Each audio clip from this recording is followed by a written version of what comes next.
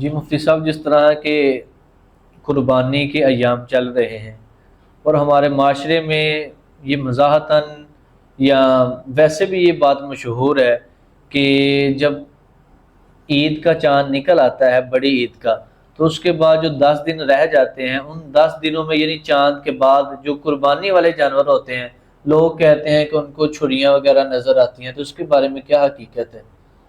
بسم اللہ الرحمن الرحیم۔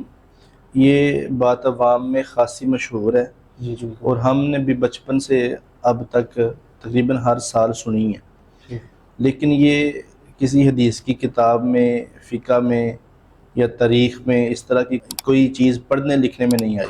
جی البتہ یہ ہے کہ کریم آقا علیہ السلام نے قربانی والے جانور کے سامنے دوسرے جانور کو ذبح کرنے سے منع فرمایا جی تاکہ اسے تکلیف نہ ہو، اور قربانی والے جانور کے سامنے چھری تیز کرنے سے بھی منع فرمایا ہے۔